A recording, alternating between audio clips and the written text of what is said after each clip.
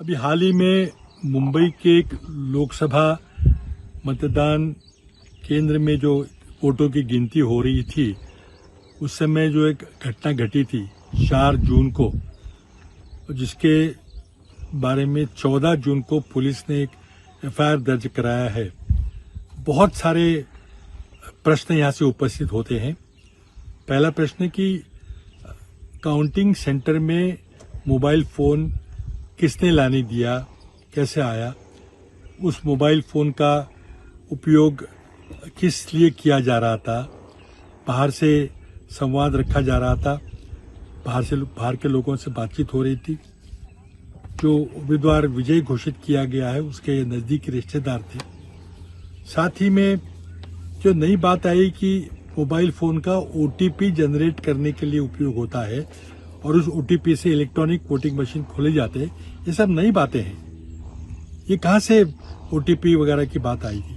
और साथ ही में इलेक्ट्रॉनिकली ट्रांसमिटेड वोटर सिस्टम, जो हमारे सर्विस वोटर्स हैं उनके लिए ये जो ETPBS करके जो सिस्टम प्रणाली है, इसका भी हमने पहले कभी जिक्र नहीं सुना था।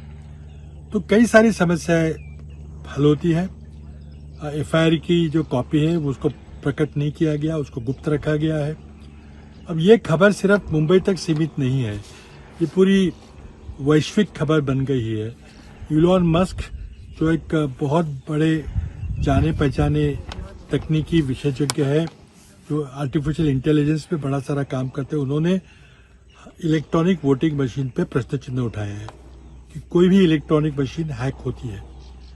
कई सारे सवाल खड़े होते हैं इस घटना से। मैं गुजारिश करूंगा चुनाव आयोग से कि तुरंत एक व्यापक टिप्पणी इसके बारे में प्रकाशित करें कि मोबाइल फोन का क्या रोल है, ये जो एफआईआर दर्ज किया गया उसको प्रकट क्यों नहीं किया जा रहा है, उसको गुप्त क्यों रखा गया है। हमारे जो पराजित उम्मीदवार थे शिवसेना के उद्धव बालासाहेब ठाकरे गुट के, उन्होंने शायद शिकायत दर्ज की है। और ये ओटीपी जनरेट करना, क्या कोई भी फोन से ओटीपी जनरेट होके इलेक्ट्रॉनिक वोटिंग मशीन हम खोल सकते हैं, उस पर बदलाव कर सकते हैं। और ये इलेक्ट्रॉनिक ट्रांसमिटेड जो पोस्टल सिस्टम है, पोस्टल वोट की सिस्टम है, ये नई चीज़ कहाँ से आ गई? तो ये कई सारे प्रश्न उपस्थित करता है। और जैसे पूरे भारत में इसके बारे में चिंता व्यक्त की जा रही है, सिर्फ भारत में नहीं पूरे विश्व में इसके बारे में एक प्रश्न चिन्ह उठाया जा रहा है।